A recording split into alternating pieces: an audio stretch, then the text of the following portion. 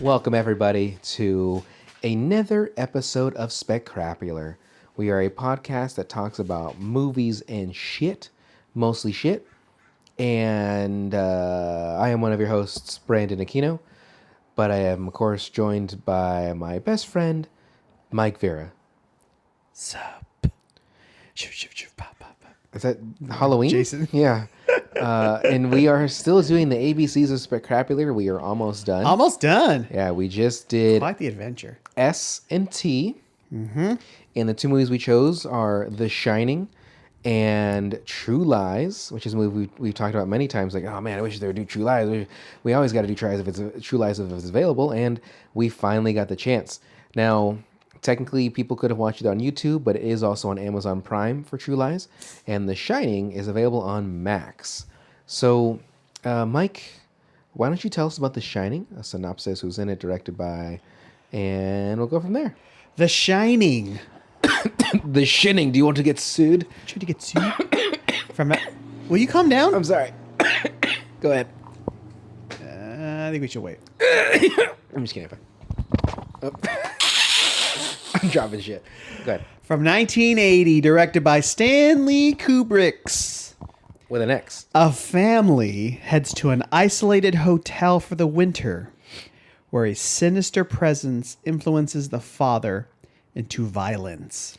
While his psychic son sees horrific forebodings of both past and future.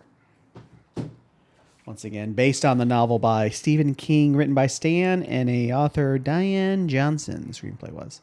Starring Jack Nicholson as Jack Torrance. Danny Lloyd as Danny Torrance.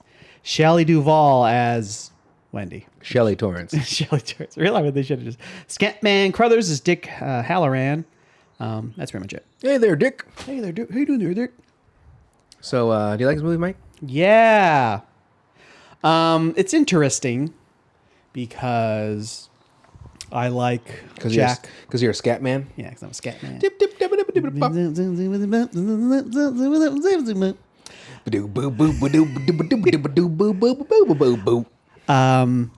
aware of the issues with the film, and I like Jack less and less every time I watch it. As a person or an actor? As a character. Oh, why would you have ever liked him? Well, you know, He's a fucking asshole. Yeah. I mean, that's one of the things I always forget. It's one of those things where you forget you realize, and every time you rewatch it, you realize it. Okay. But we'll go over it. But it's a lot of people say it's boring and stuff like that, which I get it. Like it's slow.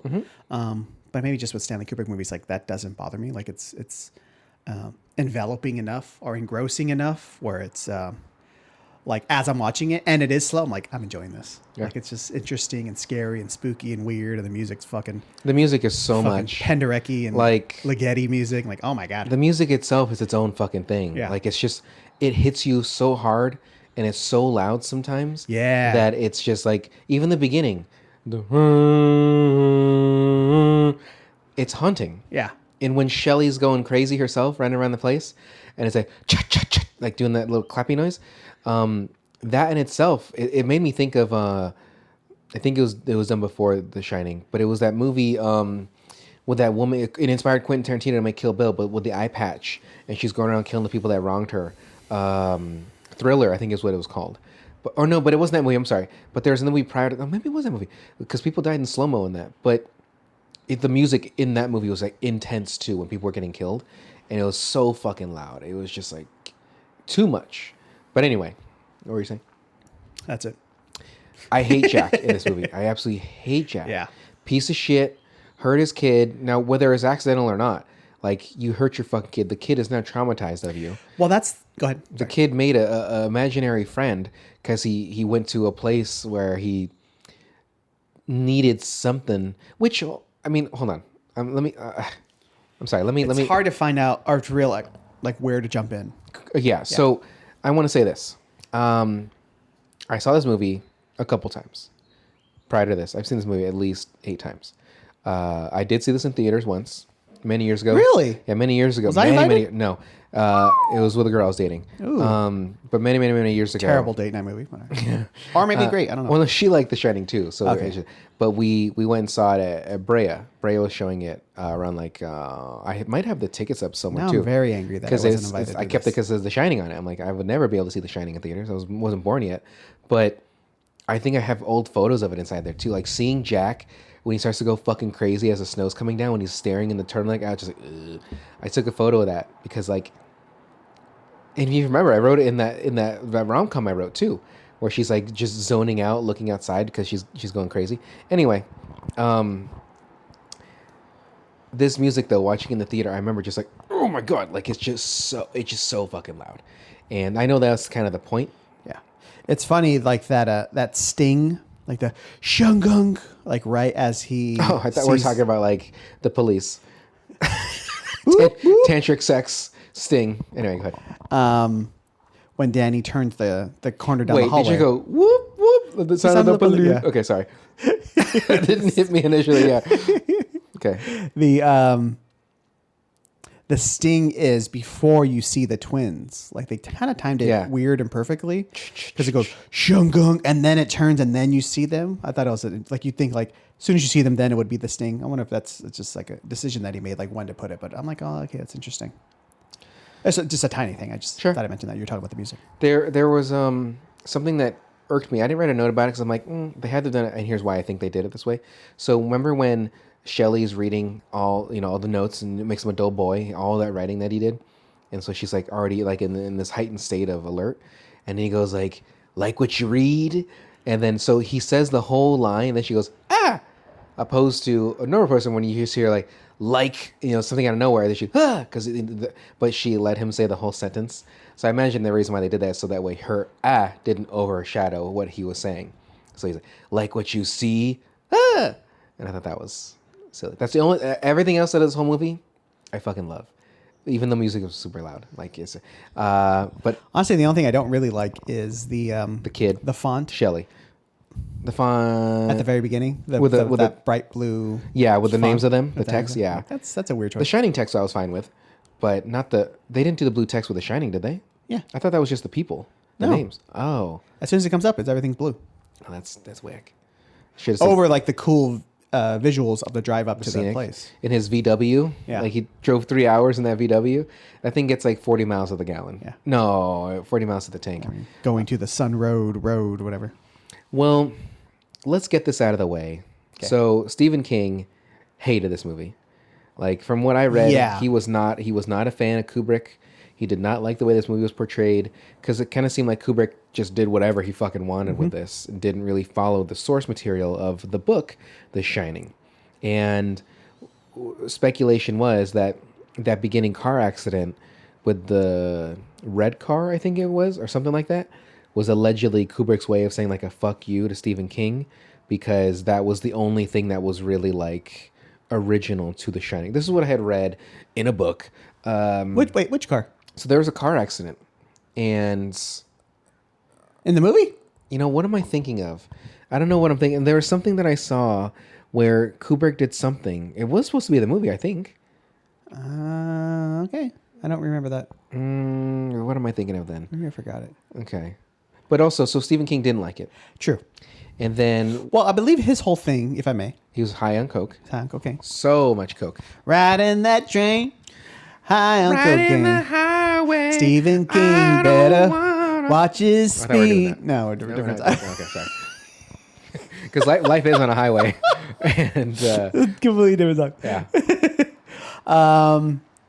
Because I think this story was like really personal to him because he was dealing. He murdered his family. He murdered his family. Cut him up with an axe. Yeah, cut him up with an axe. Froze to death, and then was reincarnated as from the Pet Cemetery. Mm-hmm. That's where both of those stories come from. He's the people under the stairs. Yes, his family buried him in a pet cemetery. He came back to life. Yeah. It was a clown. His dad was a clown growing up. Some people called it. His grave said it because they didn't want to give him an actual name. They didn't want to say his name. Yeah. His dog also. And then they put that body into the trunk of a car. Yes. And that car started driving itself. Yes. And named after his mother, Christine. Yeah. And then eventually there was the smoke from the car made a sort of mist. Yeah. And in that mist, some very weird creatures came out. What We're the the fuck worst. are we talking about? Yeah. Well, no. So it's very personal to him because he was struggling with alcoholism. So he saw the story as a, as a descent into The madness. Yeah, the madness of, Yeah. I guess, alcoholism or Addiction, stuff like yeah. that. Stanley Kubrick's like, nah, fuck that. Well, something that always bugged me when I see like those commercials for addicts, where it's like, I used to be an addict, and there's no used to be. You're an addict, no matter what. Like you can beat it. You can, which I'm all about. Like to get that to break the alcoholism, the drugs, or whatever it may be, whatever you are addicted to. But you will always be an addict. But when I see like those commercials say like, I used to be, or I'm an ex-addict, whatever it is, no matter, you still have that tendency inside you. You still have that. That's why you stop doing that vice. That's why you stop drinking the alcohol. You stop doing that. So you can break that habit, but you will always be an addict. Like, unfortunately. Why are you getting caught in the I'm just semantics saying. or other people's lives? I'm saying for Hawking. Would you let them heal? I'm sorry, I said Hawking. I meant King. No, that's fine. I'm all about the healing. Like, please heal. Like, Sounds like you're judging. If they need to do this to better themselves, like, I don't see it as. Here's the thing. I was gonna say a joke about alcoholism, but I'm not gonna say it anymore because it's very mean. But I was gonna say like a bunch of quitters. I'm sorry, guys. But what you're saying about King, I didn't know that was he had a bout with alcoholism, because it takes a lot to realize what you're doing and how it's affecting your family, how it's affecting yourself, to again come to terms and essentially better yourself. It can wear. So I can see that madness, that craving for stuff. Remember me for sugar, like I wanted it so bad. I was getting headaches and shit like that, and like to eventually break that. Then now I can Jerking out those guys in the fucking well, I can't help alley. it. I need that. I need my pixie stick somehow. Fucking Abba Zabba. I gotta snort that pixie stick off their cock somehow. So, but like now I'm in a position where I control my sugar intake. That having a boba drink from time to time, I'm not gonna be like, oh, and I need another one or something like that. Like I'm able to do it in a sense of, okay, like I'm comfortable. Yeah, I understand. Burpee. I also understand where maybe like his source material wasn't respected that much. By Stanley, yes, which Yeah. is funny because you always think of him as the asshole. Yeah. But he says like, oh, he would, as I recall, or as I read, Barry Lyndon didn't do that great. So he's like, well, let me try adapting something. I want to try horror. And like his assistant would like hear him like throwing the books where he read like 2 pages of and was like, this sucks from his office. And then when he finally picked up The Shining, she didn't hear him throwing it anymore. So he found it engrossing and interesting. That's why he chose it. Yeah. But the woman, Diane, that he got to co-write the script with him, she's like, yeah, I didn't give a fuck about rewriting his story. You know, it's not a great it's not a great piece of art, so you can fuck with it as much as you want. It's kind of exactly what she said. Like, but how do you get the rights to it too? Like, how do you get a studio to buy those rights and like with maybe Stephen King needed money? I don't know what it is, but like you would think like, hey, if you're gonna adapt my book, like you got to keep it. I need that final say in it or something like that, right? Like I know at that time authors might not have had that kind of sway. I don't know if they ever have that sway. I think they kind of do now. Over an adapted work? Yeah, I would think so now. Like that's the thing. Like look at Dennis Lehane, and his like Gone Baby Gone is pretty close to what the book is. But that doesn't mean he has the right to demand that. But that's his thing in his contracts though. He's the writer for that stuff, so he's able to adapt it his way. So yeah, he can omit some things. He writes the screenplay, you mean? Yeah. You sure? I don't know about every single one, but I know the one that had Ben Affleck in it, the mobster one that he wrote, he did. Okay. And that movie wasn't that bad actually.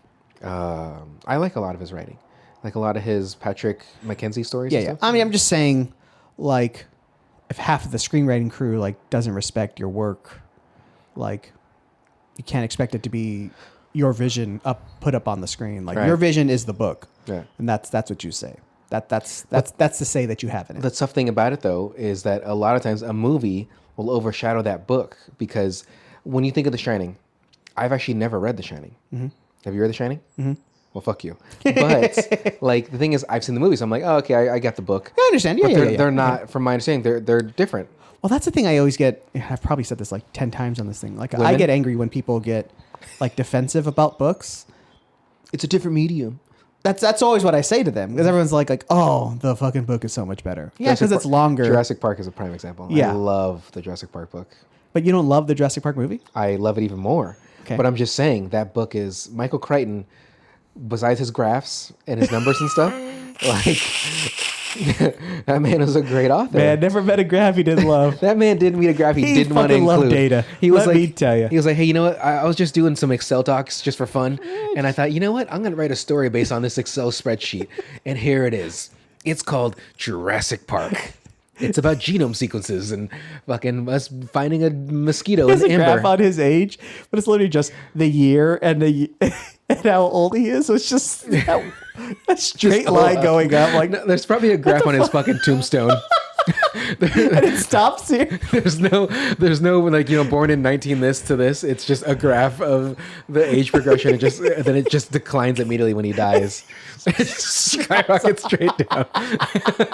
And Fuck. Michael Crichton, graph. He loved graphs. And then the literary works where you can see a graph and everything is just, there you go, every single one. And next to that graph is just a graph that says people who love grass. And it's him like a big old bar and everyone else a tiny bar. You got him at like 50, and then down below is Bill Gates at like 25. And then below that it says Microsoft Excel. We have a statistician, another type of statistician, and a mathematician. And then there's a math magician, but that man loved his fucking graphs. Anyway, so back to The Shining. So Stephen King, tough life, doesn't get to essentially decide what he wants The Shining to look like. So Kubrick has to do really whatever he wants. But like I said, like he adapted fucking every one of his movies is an adaptation. Like 2001, I mean, it's kind of worked in conjunction with Arthur C. Clarke. Fucking Eyes Wide Shut's an adaptation, I believe. Clockwork Orange, obviously, is an adaptation. Like, that's just what he did. So he has a track record before The Shining of what the movie would be and how closely he would adapt it. I would say that Shining is probably veers the most off, but I haven't read all of them. Like, I've read 2001 and I've read Clockwork Orange. Okay. And they seem pretty similar compared to The Shining. But still, you know, if you're selling your stuff, like... Yeah, what do you, I mean, you know... But also on him, like, he's not required to like it. Yeah. Which he has. Like, because I know Stephen King did his own version for TV many years later, and that did very, very bad. Like, that was panned pretty hard. But you know what I did like was the original It, and then the new versions of It, too. Like, you see the... I guess you could sort of call it a classic, because the one with Tim Curry was a TV adaptation. So they can only show so much, right? And even some of the stuff they show is like, oh my God. Like the way that kid got pulled into like that duct or whatever and his like body collapsed over itself. Ooh, I don't remember that. Oh, fuck, dude. In the TV one? Yeah. Nice. Haunting. But then in the new version, obviously, holy shit, that was graphic at times. And the big spider. Oh, God. Anyway. So there's a documentary made about Kubrick called Room 140... 237. Based on the hotel room where Jack and technically Danny goes into. Danny comes out scratched up, which I have my concerns about that too. But and basically this documentary talks about what these people believed Kubrick meant when doing The Shining. So Mike and I sort of briefly talked about this prior to recording, but this documentary, which I believe is still on Netflix, takes some pretty big leaps with what they believe Kubrick was trying to interpret. So, like, they made a reference to a lot of Native American stuff in this. Not a lot, but just some. Which is true. Like, it's in the movie. Yeah. So, like, oh, this hotel was made on a Native American burial ground. They had to be fought off when they were building. Yeah. And then, like, you see inside, like, the pantry, there's, like, the few, like, companies that have, like, a Native American on there. And then Jack says, like, the white man's burden, which is another reference to, like, Native Americans. So it's like these people believe that Kubrick was making a point about Native Americans. The genocide of Native Americans. Exactly. Yeah. Which maybe he was. We'll never fucking know. Which, like, that stuff doesn't bother me that much. Like, that's a fine interpretation. It's the stuff where it got bogged down. And I've only seen, like, half of that thing because I was like, this is stupid. It's much. It's... the Apollo landing? That stuff too, I guess. It's fucking nuts. Which I don't see any of it in the movie. Like, well, Danny wears the sweater that has Apollo. Okay, is that Apollo 11? Yeah, that he has that's right. That's like totally. So forgot. I don't know if it says which one, but it says Apollo. It says Apollo. Yeah, it says Apollo on that. Which those fucking and sweaters, that's the sweater that gets ripped up too. Yeah. Like that's the one that he gets scratched on his neck. The sweaters are badass. The fucking A. Fuck, dude. Like I've seen a lot of 80s stuff. I'm like, I'd wear that right now. Yeah, but I'm sure it's itchy as fuck because it's made of wool. Yeah, oh yeah. It felt like somebody would wear in a Wes Anderson movie. It's perfectly symmetrical. Yeah. And I actually, It's funny if you think about them both, like they have like a real keen eye on their. I have that note that like What's that? Their mise en scene. Some scenes in this movie, I'm like, I hate to say it like this because it's technically now I should say it's like a Kubrick, but like there's a couple scenes of Shelley Duvall and she's like perfect in the middle, and there's a few things in the background. I'm like, and it's a perfect depth of field. Wes And I'm Anderson, like, I was like, oh cream my in his god, jeans. If you saw, he's riding his old timey bicycle, orgasming as he's making a claymation of Fantastic Mr. Fox. Like, there's the camera work in this movie. So good. Yeah. And like I believe they introduced the glide cam because of this movie. the Steadicam. Yeah, the Steadicam. I mean, I looked and it was like one of like the first like 5 or 6 movies that used it. But the guy who invented it, that Garrett Brown, was the Steadicam operator on the movie. Good. And he said like, oh, even I learned how to use my own rig better working with Stanley Kubrick. Yeah. Just because. But like those big shots of them in like the main hall and as the camera's going across, I know they're on a rail, but like so good.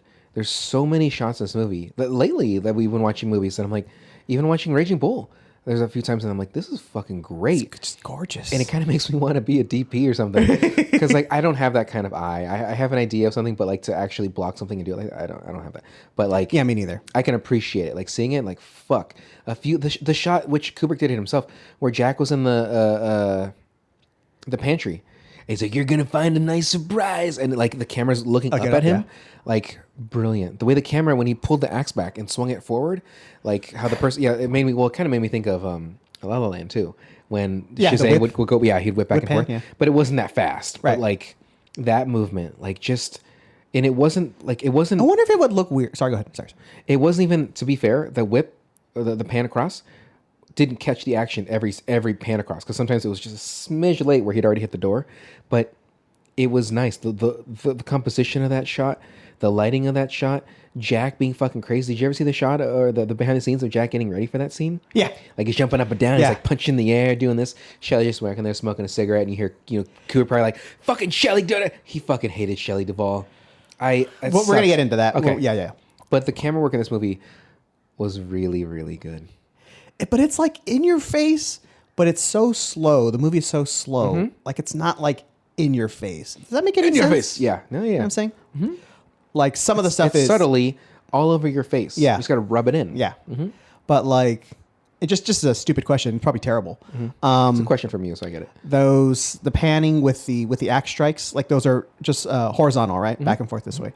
I wonder what if the camera went like kind of like on an arc with the blade, if that would just look super weird and kind of weird and gross. Movies lately have been doing stuff like that, right? Which kind of messing with me. their tilt and shit yeah, like that. so there's different terms for camera. So like there's pan up, there's tilt, there's oh yeah, I'm probably getting them all around. Sorry, you know more than I do. You're fine. But what you're doing, yes, it's a static shot, and the person's just going left and right. Right. They're not moving the whole rig left, moving the whole rig right. It's just a pan. But if you do that tilt when you turn the camera like on an axis, I like how I turned my head. What you turned your head? Yeah. Fucking dumb fuck.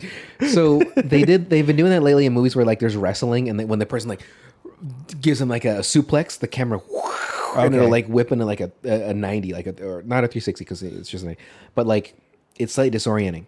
Because then you're moving with the camera, and it's supposed to be a horizontal shot, and then now for a second, even though it's all horizontal, but you're just rotating the camera, so you just got to fix that axis and edit. But it fucks with me. Man, I think I saw like a headline. I didn't read the article, but something about like, I fucking love that. Why is everyone's camera getting crooked or some shit like that? Yeah.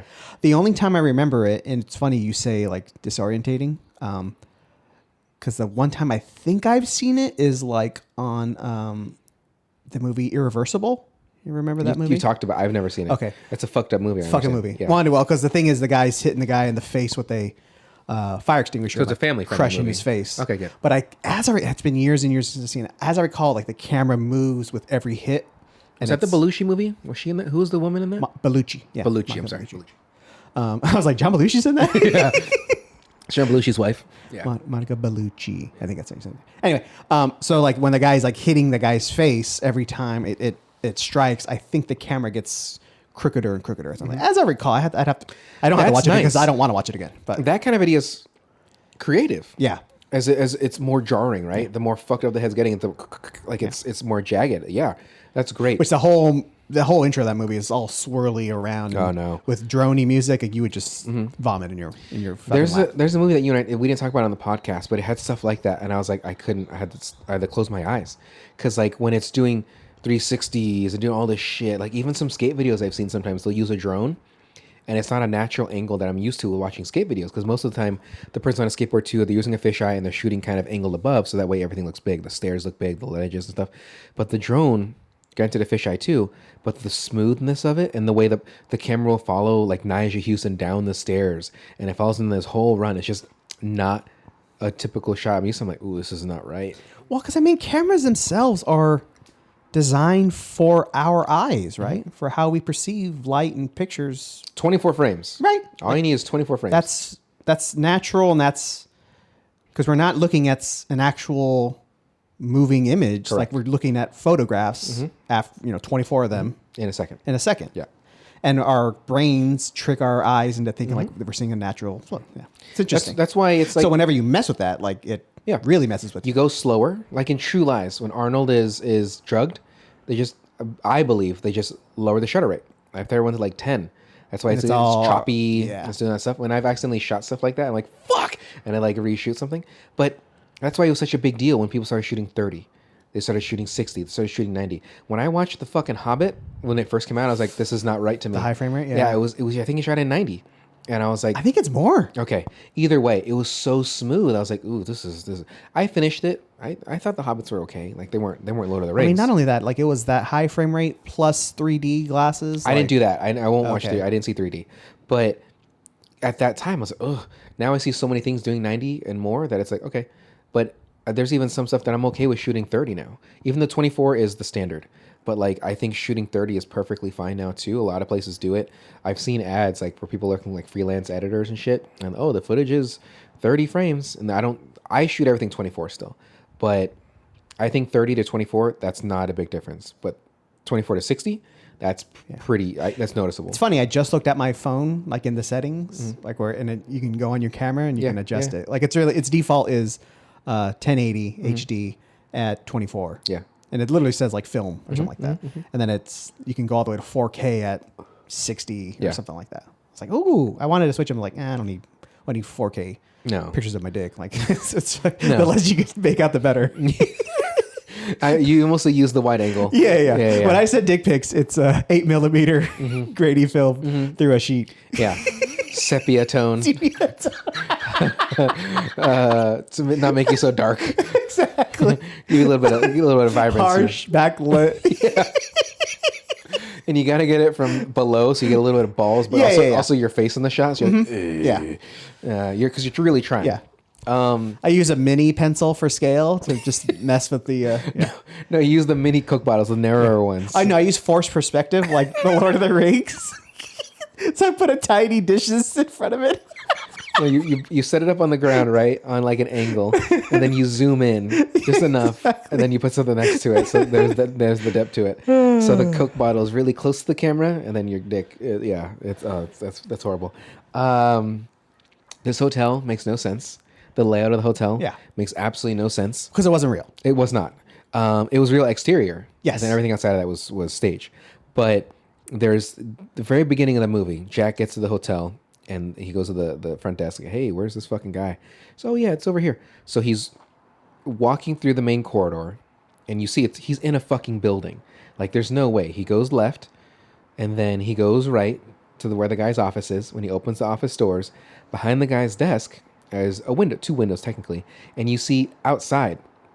That's should pretty not bright. Be there. You can't see outside. You can't, but you can see some leaf. There's little leaf foliage. That should not be there because if you think about it, right behind where that guy's office is, there's a hallway that leads to where those elevators are, where the blood comes out, and that makes. Or is that even where Danny's just riding his tricycle just around in circles? Well, now that I think about it, I don't even think it's where the elevator blood is. I think that was remember when Shelley was running mad because she was kind of going crazy too, right? Because she was all the stress. She's running for her life, right? But like she stops and there's a guy's like, great party we're having, right? Yeah. And the blood's coming down her head. She goes, and she goes the other way, but then those aren't the elevator doors. I think that's where she was. She's like into the kitchen or something like that. But either way, those windows should not have been there. That makes no sense. When Danny is riding his tricycle around, and I think it's the second time he's riding it. You see the stairs at one point that goes to the main lobby, and he goes around, but then you don't see the stairs again or something like that. And like, well, how does that make sense? Ooh, that's interesting. Yeah, like That's funny. It's all fucked, and that was another thing that I think Kubrick was doing just to like fuck with the viewer, but That's the thing. That might be like one of the main issues Stephen King has with it, because it's supposed to be a man's descent into madness. it really is though. Essentially, It is, and I don't- Shelley's. But I don't think the movie is. Only in that the house, the hotel is there already, and there's nefarious shit going on. Did you notice the hotel changed too?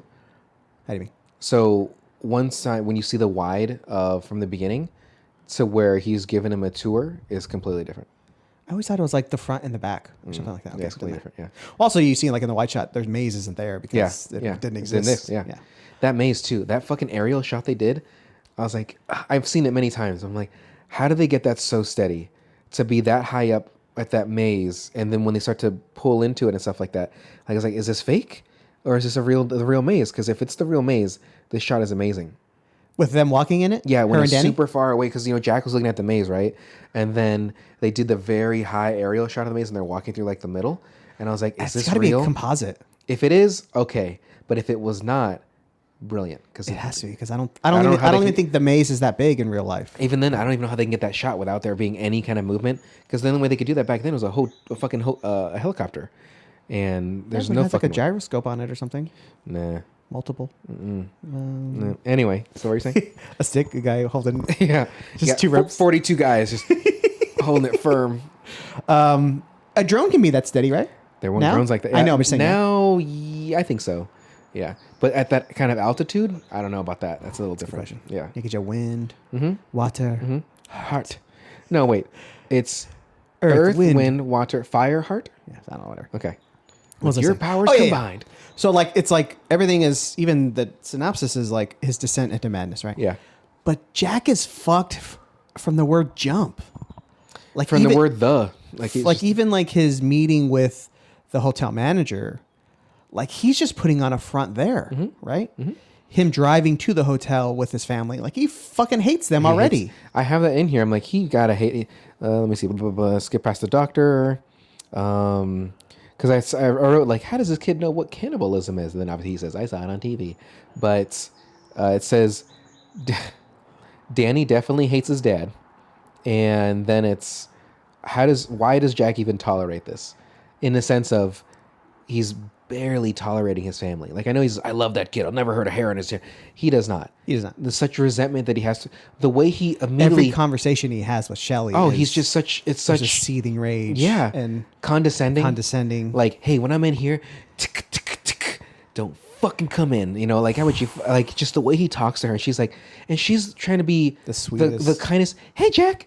Like, hey, I'm gonna do this. You're fucking bothering me, Shelley. Or I'm sorry, start Wendy. now. Get the fuck out of here. Yeah. Like, and she's like, when she's even hysterical, like, somebody hurt Danny. He's like, are you out of your fucking mind? Like, just immediate. Even then, contempt. like when she brings him breakfast and he's just napping. Yeah. He's like, "Oh, how are you liking it in here?" He's like, "I love it." Like, Yeah. Like every word that comes Yeah. out of his mouth is a lie. Yeah, he's just a Like, fucking there's dickhead to her. nothing- Yeah, okay, let me see. I put here, I would not take that job if I had nerd that story that he killed his family and shot himself in the head. Shelley talking to Tony is horrible.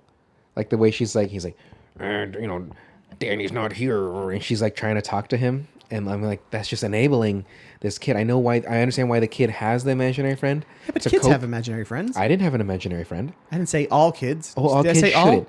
Well, here's the thing, though. Did you have an imaginary friend? No, Good. Here we are. I had no friends. No, And I wish I still had no friends. But wait, let me just finish what I was saying. Fine. I don't think it's like a descent into madness because he's already a fucking not He's already living human, there, sort of.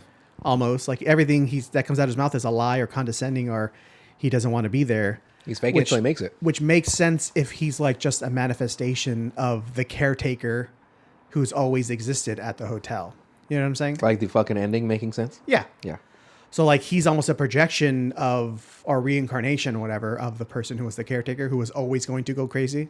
Like Grady was always going to go crazy and murder his family. If that makes any sense. yeah. So like he's already, there is no descent into madness because he's already, one, either an aberration completely, or two, already mad, and it's just waiting to get resorbed into the hotel's macabre whatever craziness. So There's, you know what I'm saying though? there is like it's Like he doesn't start nice and cool. Like, hey guys, it's gonna like. There's no sincerity in his voice in any line of the dialogue. sincerity that he has is the condescending. Yeah. He's very sincere at being condescending and shitty. And Shelley deserves Wendy deserves none of that because she's trying to be happy, upbeat, trying to like just, hey, let's just get through this fucking 9 months or 8 months, whatever the fuck it is. Which I would not do this in any way, even if I that thought it family was 3 did that. for some reason. I was That's like, that's way too short. fucking what? Yeah, 3 months, that's manageable. Here's the thing though. If I would only ever do this if there's at least a guarantee there was internet at all times. So I can stream something, I could do something. Because I know you can't Can you guarantee that through the weather like that? Well, if you have the lines underground, then I Fiber think optic cable? yeah, then I think you can. Running up the mountain? Yeah, but if you just straight through, just dynamite that shit. They don't have anything like that. It's all satellite internet up in the mountains, right? I couldn't do that. But if it was lines that's more dedicated, I think I can get through it. But if there's no internet and I just got to deal with my, let's just say myself, I didn't have a family there, I think it'd be okay. Because I could bring enough like pornography or something like that. Say, I don't know, whatever. But like something, or download gigabytes worth of Netflix and stuff like that. But Yeah. you can go through that shit pretty fucking quick. Yeah. But also that place is huge. So like, hey, we have an indoor basketball court. Motherfucker, say less. And I could just be there. If we have an indoor arcade and there's like pinball, there's this, there's the X-Men game, and Unlimited continues. So I can finally beat that game. Also, like while there's internet, you can download stuff. Yeah. And like For that you don't time, you don't have to for the bring first it for couple you weeks for before when it gets bad. Yeah. But then they're also caretaking, so they're checking shit. They're checking like to make sure the burners. I guess she's the only one doing work. Yeah, like, working really. on the boilers. What the fuck was that? Like he's just like fucking sleeping in until 11. He's like, oh, it's already 11, and oh, you made me breakfast in bed, you stupid bitch. Like get out of my sight.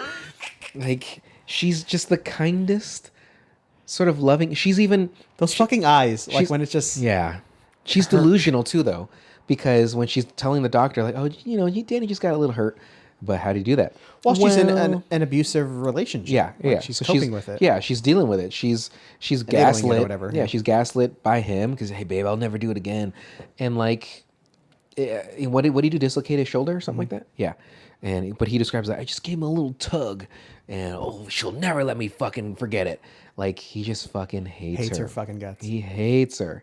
Which is fine if that was just the movie. Well, that's not fine, but it's a marriage story. No. I mean, it's fine for the movie, not in life. Oh, okay, but, okay, like, yeah. That's the story. It is what Yeah. it is. If we're supposed to hate him, which I do, like that's fine to hate him. Really quick, that doctor also at the beginning, that's a goddamn fool. Everything about Danny's fine. It's okay. Like, what are you talking about? That is not okay. Okay, but anyway, sorry. But when you hear about like Stanley's treatment of Shelley during the filming of the movie, like it's less fine. So we could talk about that because Like, we sort of talked about it a little bit ago. What was the treatment that he Berated her like she was having a nervous breakdown. Mm-hmm. She had to film walking backwards up those stairs like 127 times. She was fucking losing her hair because she was so stressed. Like Smoking a lot. Smoking a lot. Yeah. Especially like when you hear like how she's been doing now and stuff like that. Wait, did she die? No. Okay. But that Dr. Phil thing was not good either. Yeah, like it's a fucking bummer. Yeah. Well, Dr. And Phil's I love also a his piece of fucking shit. movies, but you're just a piece of shit at that point. Mm-hmm. Like, I'm sorry. Well, to treat somebody like that, which is like they're not a person. Like he's just treating her like, I wouldn't necessarily say an object, but just like nothing. Like she's a human being. She's gonna have feelings. She's gonna have emotions. She's gonna have these, like you said, she's super stressed, losing her hair. And now, granted, they're in the middle of nowhere, sort of filming some of this stuff when there was the exterior shots. Well, not in the middle of nowhere, but just out in the mountains and stuff. They're just in England. Oh, was it England? Yeah. Oh shit. Okay, but not a pleasant experience for her. For Jack, it was okay. And I mean, it was tough for him too, but I didn't not think it was. as- Yeah, it wasn't as tough as what he was. Well, he said he had to film that for like 10, 12, 13, 14 hours. The first scene at the bar. When he's talking with to Lloyd? Yeah, 14 hours. Yeah. He said he's like soaking with sweat at the end of it. But then he says it's like it was his favorite scene to film, so who knows? That I mean, even that static shot of him talking toward the camera, like, "Hey there, Lloyd," like visually look I love fucking it so so much. good. And then I'm thinking, who the fuck is the first time I saw this? Who the fuck is he talking to? And then you do the reverse, it's like, what the fuck is happening? And then to see that, like, because It's surprising how jarring it still is, even though I've seen the movie I don't know how many times. Well, I need to skip really quick because no matter what Kubrick did with Shelley Duvall is horrible. She did not deserve any of that. And well, that's the thing. Like when you think of like the directors with like taking tons of shots and stuff like that, right? Fucking David Fincher. There we go. Robert Bresson, something like that. Like that's how if that's what you need to make your movie, like that's what they signed up for. It is what it is. Even it's Wes terrible, Anderson's kind of like that too. From Okay. what I hear, Yeah. He's very particular. But then to also treat the person like shit, including that, like that just makes you a fucking asshole in my book. I don't care how many documentaries come out when you're later in life and how much your family loves you, and like how many fucking documentaries his daughter, made about him later on, saying like who's a loving family man. Like that's fine and good, but you did not treat these people right. No, so that's just me. This is coming from somebody with fucking like 3 fucking Stanley Kubrick posters on my wall and like 10 Stanley Kubrick books on my shelves. But I've given you one of those. You even give me one. Like call a piece of shit when you see a piece of shit. That's all I'm saying. Well, yes, the treatment of anybody in that context is horrible because you are essentially you're not their employer per se, but you're the boss. 100% you are. He's not the production. Okay. You know what I'm saying? He produced the movie. But he's not. Okay, fine. Let's just, you know what? He's the top. He's the top. Yeah. He doesn't work for Warner Brothers, so okay. In that regard, you're right. So to treat your employees that way, to berate them, to long hours, overtime, all that kind of shit. And then granted, this was the 80s. Things were a lot different when it comes to film sets. They didn't have as much certain standards. They can only work so many hours, yada, yada, yada. But it's a bad look. And to see those behind... Why just her? That's what I don't But even to see the behind the scenes stuff where he's talking to her and to actually see that footage, like, why, first and foremost, why did they record it? And why was it also like sort of mic'd up? That's his daughter filming it. Oh, fuck. Well, it was bad. It's a bad look. But like he's treating her like Jack treats Wendy in the movie. Mm-hmm. Like that. Yeah. Where's the self-reflection in there? Yeah. Maybe that was trying to get that kind of role out of her, right? Like it's just to push her to that. No, it's something that... Yeah, but guys from like the 70s and 80s, like that's the excuse they always give. The Times? Yeah. Like, hey, that's what I needed to do to get that performance out of it. Like fucking Dustin Hoffman smacking fucking Meryl Streep in fucking Kramer versus Kramer or something like that. Okay. Like, oh, that's how I got the reaction. And I'm like, yeah. Did you see Barry yet? Yeah. Did you finish it? Finished it, yeah. That ending, I was like, you fucking fucks. Like it made me smile in a sense of how ridiculous it was, but also like it's very fitting of the show. But how they just not spoiler alert for Barry season 4, how they just put it all on fucking Kusina? Yeah, like that Barry was a good guy and he was like tricked by Kusina or whatever to do all that shit. So Kusina was in jail and they make a movie about Barry instead about Kusina. Oh god, it was bittersweet in the sense of how stupid it was. Yeah, because how people LAPD particularly are stupid, and how the moms Hollywood's stupid. Well, in general, yes. And it was anticlimactic too, but I like that it wasn't like balls of the wall, like die, but like Fuchs survives, and I was hoping that NoHo Hank would, but yeah, he didn't have it. He was broken as a person. Oh, after yeah. what he did, he was. Oh yeah, he loved Crucible. He wouldn't have found peace after that. But when there was that mercenary that he's like, oh, confirm blah blah blah X many kills, and he says like one more or something like that because he's so handsome. He's just so fucking silly. Too good. He's a great part. Anyway, let's see here. What do I got notes? Could you stay in a hotel like that for 6 months? I don't know. I do spend a lot of time by myself, but that's pretty. That's tough. That's tough. Secluded. Yeah. Don't take a black light to that place when I leave. Absolutely not. Skeet everywhere. I do like the freezer full of everything like that. I can get down with that. Yeah. He falls asleep on the potatoes or the rice or something like that. Let's see here. The camera work in this movie is so fucking good. So who really did that to Danny? So he went in room 240, whatever, and he got the cuts on his arm or his neck or whatever, and then now he's no longer there. It's just Tommy talking to everybody. So how did that really happen, you think? It's a ghost or the hotel. So just like that, how they let Jack out. Yeah. Like something that's not possible is possible because it's haunted. Yeah. See, that's what you need. You need some type of supernatural. There has to be something. Jack gets attacked too. Yeah, by the lady. Yeah. Yeah. So that's the same ghost But he didn't get attacked. Demon. But like that, I mean, like what, he's kissing her and he sees that she's dead and all like blah, blah, blah. Well, she like slowly comes after him, but what do you expect a kid to do? kick a fucking puss or something like that. Punch her. Let me see.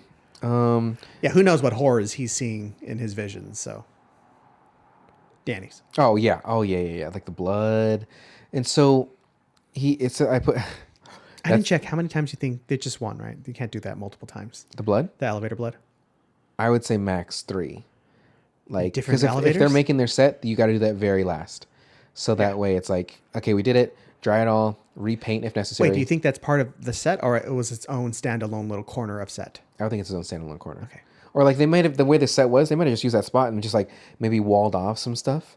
So that way it could just funnel one way. Because the way that shit flowed out, it would flow out no matter what. But I feel like they might have angled it so that way it rushed out more too. There definitely was an end because you see it wick up towards the camera in front of the camera. Yeah. So like they might have had something behind it, like a plexiglass or something like that, and then so they could do multiple takes.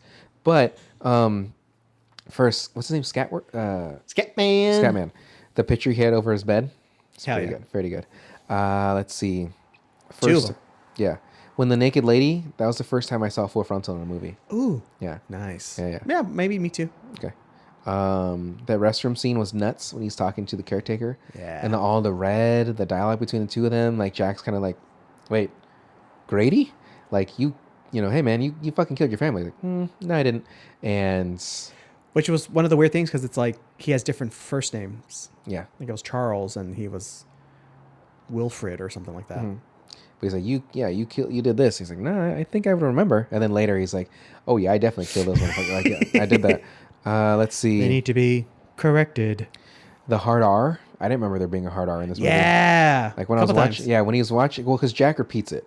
So like, what's name says it, then Jack repeats it, and then the other guy says it one more time. And I was like, ooh, I don't remember this. That sucks. But I guess if he's from the 20s, he would be extra racist. yeah. Let's see here. So Scatworth, Scaddington. Scatman, Bob Scat Goldsweet. Scatman's very dedicated to Danny. Like Danny's using the shitting to notify him, like, hey, some shit's going down, bro. And he flies there quick. Like he's there like in a day. But even though the time lapse seems less or seems more, but like he gets just Miami to Colorado. Like, I understand. It's that for like 4 hours. But you're also going back, so you're saving some hours and stuff like that too. True. But like it would seem like days would pass, but really it was just maybe a day. Yeah. If that. But like Well, he said once he landed, he calls the guy. He's like, I'll be there in a few hours, I guess. it's just 5 hours. 5 hours, yeah. But you think Danny would be like, hey dude, my dad's going fucking nuts. SOS. So come here with like a gun or something. And he's like, hello. Like that's not his voice in the slightest. Hello? That's it sounds like what's his name? In New Girl, Schmidt. Hello. Like when the landlord goes there and he's supposed to be like an exchange student. Oh, hello. Let's see here. But super dedicated. Dies immediately. Just straight axe. You think he'd use the shitting to like know something? Because if Danny can listen to people through walls, you think he could be like, I think there's a bad guy Someone's here. yelling, kill, kill, kill, kill, Yeah. kill. And he knows shit's fucked up there. Murder. Yeah. And he's like, no, you're cool, Danny. Don't even worry about that shit. Hey, that thing that goes on in your head where you can hear stuff, don't even fucking think anything else. Oh, you see blood falling through like elevator doors? Oh, you're seeing this? Stay the fuck out of that room. But Yeah. it's cool. Yeah. It's like when Willie says, don't talk to him during, 3 to 6. That's Willie time. That's a Willie time. Let's see here. Have you ever used a typewriter? I'm sure. Yeah. Okay. Yeah. Okay. I used to write my own stories. You know that? I use a typewriter. I didn't know that you can set the typewriter to have a certain margin. So what I did was I cut my own paper, right? And then what I was using it is like as if it was an 8x11 paper still. And so I'd get to a certain point, I'm like, fuck, I can't finish this word. So I just go to the next line. So I didn't know you could set those margins to be a certain time. Let's see here. I can't help but consistently think about The Simpsons while watching this movie. Let's see. I did mean to watch it after. I just watched The Shining twice, but Yeah. I wanted to watch Urge to Kill Rising or something like that, Yeah. right? Yeah. You would think that he would use The Shining to tell Danny he's on the way. So is this establishing that Wendy is now going mad?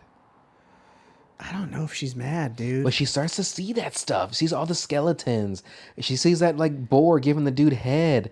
Like all that shit. The nice party we're having, right? Well, those are things that Jack has been seeing because he's starting to go into madness too. He's starting to get cabin fever. and which is another great movie that we could always fucking watch. That movie's fucked up though. That shaving scene, oh my god. Anyway, like I feel like she's starting to get the going down the. Well, she's not doing good. She's not. But I almost feel like that's like the hotel, like expressing itself to her. Okay. Like, oh, we got you now, bitch. Yeah. Like kind of that sort of thing. It's possible too. Not her like drawing into madness. Let's ask Stanley. She's going to get to the outside world with Danny, and she's just going to be weird and catatonic. Like, well, did you ever see Doctor Sleep? no, It's actually pretty good. I heard it's Yeah. all right. I liked it. Ewan McGregor and others. Does he play Danny as an Yeah, old man? yeah. Gotcha. Which it almost lines up perfectly too, like based on how old Ewan McGregor actually is compared that's to what interesting. that is. Yeah, and I enjoyed it. There was a couple scenes in the movie that I was like, I never want to watch this again, and just because it's Don't tell me, but yeah, it's with children, so I was like, oh yeah, I don't want to, seeing stuff with kids is rough, but like, I enjoyed it. I enjoyed this movie. There's probably a few things that I'm forgetting about. I didn't write notes about, but like, I think we covered it pretty extensively. so you like this movie? Yeah, I do. Okay. Well, I'm glad. And so the next movie we're going to review is called, do you want to get that ready? Your synopsises? It's called True A lot Lies. of rules in this fucking podcast. I wouldn't say it's bro. rules, but True Lies from 1994, written and directed by James Cameron, a fearless, globe-trotting, terrorist-battling, ass-kicking, totally tubular dude secret agent has his life turned upside down when he discovers his wife might be having an affair with a used car salesman he's a goddamn used car salesman. while terrorists smuggle nuclear warheads into the United States. Starring Arnold Schwarzenegger. Schwarzenegger. As Eddie. My Harry? Jamie Lee Curtis as Helen. Tom Arnold as Gib. Tia Carrera as Juno. Art Malik Juno Skinner. as Aziz. Bill Paxton as Simon. Liza Dushku as Dana. Grant Heslop as Faisal. Whatever his name is. And I don't know. Who else? Charlton Heston. Oh, yeah. I forgot he's in there. Yeah, you For kind of like want to 5 forget. minutes. You kind of want to forget. So, this movie is, one of my favorite Arnold movies. Uh-huh. Besides Terminator 2, but I think I like this better than Terminator 2. Really? Done by the same guy, but like, I think I like this much better. It's because I'm, Jesus Christ, ASMR nose inhale. But, the little tiny second when you did. But I think it's the comedy. I'll always be drawn to comedy sure. more than action or anything else. And James Cameron wrote this movie with a couple others, but it was his first go at comedy, and I think he did it so fucking good. Terminator 1's not a comedy to you? Nope. Okay, if you say so. Yeah. So Piranha 3 isn't a comedy to you? no, you know what is Abyss. The Abyss, yeah. Abyss is a huge joke amongst the stuff. This movie though is by far my favorite Arnold Schwarzenegger movie. That and then Last Action Hero. Why? I actually do like Last Action Hero. You don't like it at all? No, man. I don't even know if I've ever finished it. Yeah, I think I watched it one time I liked it. as a youth. It was silly. No idea. Nah, Like, no, he definitely. no desire. Oh my gosh. Anyway, they made a show about this recently, and I got canceled already. Oh, did it? Yeah. Who was Arnold? I remember I told you the guy from Shameless. He was the husband to. Oh, the big guy. Yeah. To the black girl? Yeah. Okay. So like he was Arnold. He's young. Oh, He's too young. I don't know. Okay. And I forgot who the wife was, but Jamie Lynn Spears. oh god, I hope not. So anyhow, She's probably older than that guy. yeah, whatever. Okay. So anyway, again, favorite Arnold movie. So let's see my notes here. It says one note. It says this is the best. No, let me see the Shining. Okay, True Lies. I wrote my very first note is love it. Love it. Would you ever go to a party with armed guards? No. Maybe, because like if you go to like a famous person's party, they might have Armed armed guards. guards. No, not walking around guard. with a fucking or a rifle in their arms. Like if someone's packing heat like a bodyguard, that's different. They got like a side holster or something. Not holding a fully automatic weapon. Okay, so you're not going to like some not go rich into oil barons, whatever. Okay. or like a Saudi prince or something like that. I'm never getting invited to one, so I don't know why we're discussing it. But let's talk about this movie before we go into our notes and stuff. So Arnold has been hiding for the last 17 years that he is a spy for the Omega Sector from his wife. I don't remember her name in the movie. Helen. And he's so busy with work. Helen needs excitement. So she starts to hang out with Simon. Unbeknownst to her, Simon's a fake. He's fake. He's a fraud. Yeah, he's a fraud. He takes credit for the work that Arnold's done with Gibb, and he's trying to convince her to run away with him just for a weekend. Go to Paris. He's not.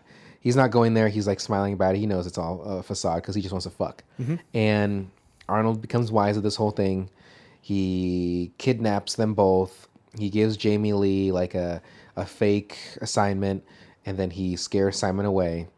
And then in the process of doing the assignment to bring life back into their marriage, he is captured by terrorists. And these terrorists are brought on to Arnold by his own doing because he chooses to research Tia Carrera, which there was a good assumption. They were right. But they search into Tia Carrera, and unbeknownst to them, there's this terrorist leader that's in her organization. So they kidnap him and bring her. Well, she's working for them. Correct. Yeah, they're paying her a lot of money to get slapped. So Twice. Yeah, you stupid bitch. And they take Arnold to his. Continue. They take Arnold to an island with Jamie Lee Curtis, and he's recorded in confirming that they have nuclear warheads and they have plans to use them. Arnold obviously fights back. One U.S. city every week, unless their demands are met. Battery, Aziz? Battery, Aziz. Go get another one. So, and we'll stop right there, Fred. Okay. That's like where we're getting to the climax. So this movie, though, again, my favorite. Just one of those when he's getting out of the water, only one of those guards had to see him. I mean, really, it's all he's gonna.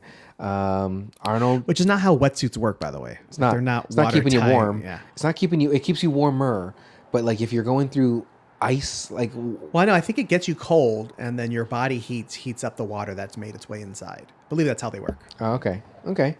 I've never worn one. I would hope I don't want to, because then that makes me think of I'm going to be in open water, and I definitely don't want to be in that. That's under the sea. Brings me back to the orcas from Weekly BM. Like again, if I'm in open water and those orcas are attacking, I'm gonna probably start vomiting or something like that, or just pissing myself. So Arnold is really good with comedy. Would you agree with that? Yes. Would you say this is his funniest movie? His over Kindergarten Cop. Yeah. Over Twins. Yeah. Over. That's all I got. Yes. What else is there? Total Recall. Is this the funniest movie that he's done? I think Twins is okay. Twins is fine. It's whatever. I think it is funnier than Kindergarten Cop. Because the kids are cool, funny, kids, Stupid whatever. kids. I guess they're kind of funny. Yeah. But they're not funnier than Tom Arnold. No. Or they're not funnier than fucking Bill Paxton. No fucking way. That gets him wet. That Am I gets right? him wet. Ridiculous. Is what they are. Let's see here. What are those? Titties make you want to get on your knees Beg for and beg buttermilk. for buttermilk. Yeah. I like when he's like, and not just the skanks. Well, some of them. Some of them are skanks. Oh my God, he's so good. Yeah. And he's been in like all Cameron movies, man. Like fucking Alien. He was in Titanic. He's in this. He was in everything. It's too bad he's fucking dead, man. Like to have to that surgery just go wrong. Was he already dead when Avatar was made? Is that why he wasn't in it? Or was he in it? He was not in Avatar. Okay. But I don't know. Because he died when he was doing that show, which was that Lethal Weapon he was in or something like that. He was in a show and it was going to go into its second season, and that's when he got he had to get that surgery. Really? Yeah. Not Big Love? No, Big Love was before this. Had already finished. I love seeing old tech, like that old computer with the windows. Yeah. And let's see. Cameron has not released Abyss or True Lies because he has the final approval of the transfer. That's what I've read. So it has nothing to do with music, has nothing to do with anything else. It's just because he allegedly doesn't have the time because he's so focused on Avatar. When it's like, you just finished Avatar. I don't know, you're probably working on the next one. But like, take like a month off, bro. And just, let's see the transfer we have and how we can upscale that to be like 4K, yada, yada. But I know if you bring it up to 4K, you're gonna see how bad those stunt doubles look in comparison to what they look like. Oh, yeah. Like there's so many times like that's clearly not Arnold Schwarzenegger. That's clearly not the bad guy. Like when he's riding the motorcycle, like many times I was like, that's not him in the When slightest. Arnold is running and the snowmobile, it's like really the bad. tree behind him. You could clearly And he's see like, it's like that's not him. There's a few times when he's on the horse. Then I was like, Oh, really? You can really see that's not Arnold.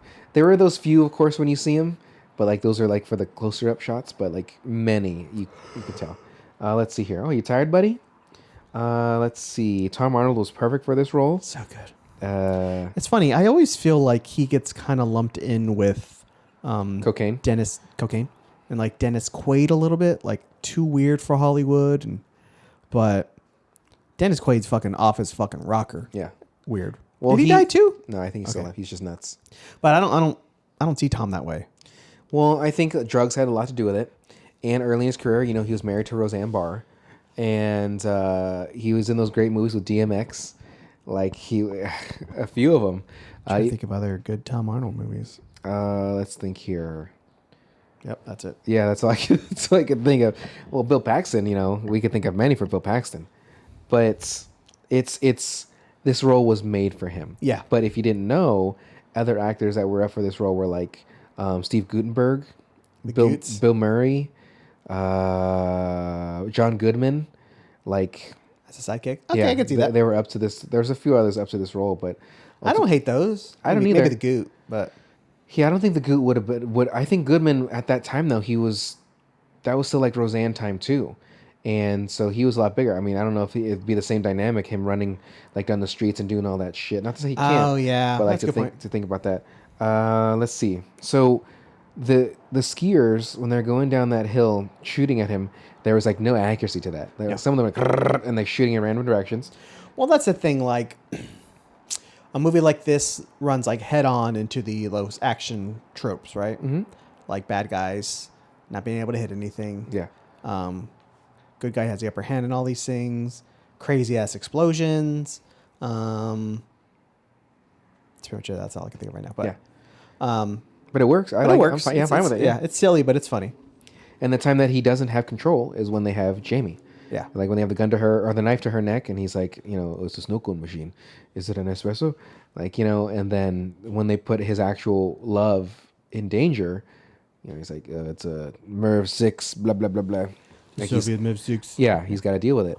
But everything else, pretty much in control. That fucking, remember those handcuffs? Yes. I picked them, and he's like, Ooh. yeah, and the way he breaks that guy's neck, the way the way he there turns. You go. The neck break, good guy, like kills. Yeah, yeah. All those neck breaks are even silly. Like how quickly he grabs the guy, and then he just walks out like super fucking silly. Let's see, skier's not accurate. So when he says to Tom Arnold, "Hey, can you lean back a second?" and shoots, that would have been so fucking loud. Yeah. Even the scene later in the movie where they're shooting the guns where they just bury the nuke. So fucking loud. Like, I don't think people realize how loud guns really are. Now, even those fake guns, those are not real guns. They are, but like they're not guns. Even that's got to be so fucking loud when they're shooting. Those are all practical guns, like compared to nowadays. And I can't even fathom how many people might have tinnitus now because of those fucking guns. But again, I've shot guns. Even wearing the earmuffs, I hear it loud and clear. Like through that shit. Like it's just super, super, super loud. Let's see. What were those two guys at the Omega Sector when Arnold and Tom get through there? They're standing behind the plexiglass with their Uzis. And I was like, what are you two going to do? There's if anybody breaches that door. No, I get it. I get that. But like, they're behind the glass. There was a small opening. Slot. Yeah, there was a small opening, but like on one side. But stick their dicks in. If Arnold and Tom came through there and just shoot immediately, those guys got to go around the. It just didn't make sense to me. Let's see here. Ergonomic mouse. So the other guy that goes in the van with them, Grant, when he's like trying to show them the stuff, he's using an ergonomic mouse. The way he says automobile, he says automobile outside the White House. Like the way he enunciates that word. I wish I was strong enough to rip a hand dryer off the wall. I mean, he just two-hand grips it and just yanks that hand dryer off the wall. Starts hitting them with it. AK-47 only has 30-round mag. But that guy shot at least 100 bullets without reloading. Let's see. Have you ever ridden a horse? Yes, one time. Did you like it? whatever. Hurt your sack. I was pretty young. Okay. Stunt doubles could look better.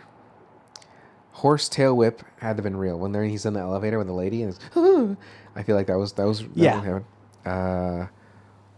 Horse. Oh, when the horse stops, you hear the like an actual like a car stop. I was like, that's fucking silly. Super silly. Did you notice that when Jamie punches Arnold, there's a flash of white? No.